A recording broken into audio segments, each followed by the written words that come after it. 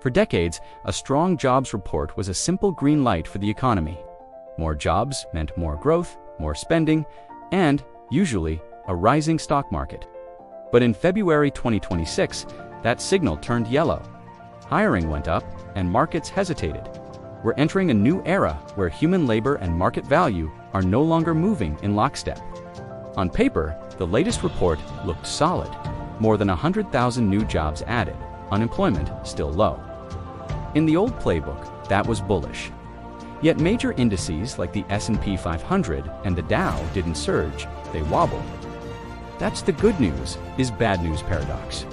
A strong labor market can signal an economy running too hot, and investors start to fear that central banks will keep interest rates higher for longer to contain inflation. At the same time, the market sent a second message. Tech names flickered in and out of the red, while energy and raw materials giants quietly moved higher. Capital is shifting toward things you can touch: oil, gas, copper rather than pure growth stories. Beneath the volatility is a deeper transformation. Companies are finally doing more with less. In 2026, we're seeing the first real wave of what you could call inference economics. AI is no longer a side tool answering customer chats. It is quietly replacing layers of middle management, reporting, and routine analysis. Markets have started to track an informal AI efficiency ratio, how much output a company can generate per human salary dollar. If a firm is still hiring heavily for repetitive rules-based tasks, investors don't see strength anymore. They see a liability that more automated competitors will eventually exploit. This is creating a new divide in the job market. On one side are physical and essential roles. Energy workers, infrastructure crews, hands-on healthcare. These remain hard to automate and stay relatively robust.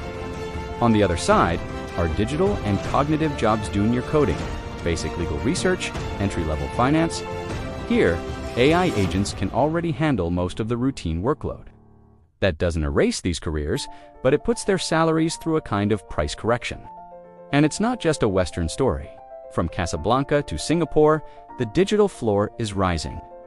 The barrier to entry for high-paying roles is no longer basic literacy or a single degree at S, the ability to orchestrate AI systems. In finance, the change is structural. AI doesn't just help pick stocks, it monitors risk across thousands of signals in real time. The cost of raw intelligence is collapsing as models become cheaper to run and easier to deploy.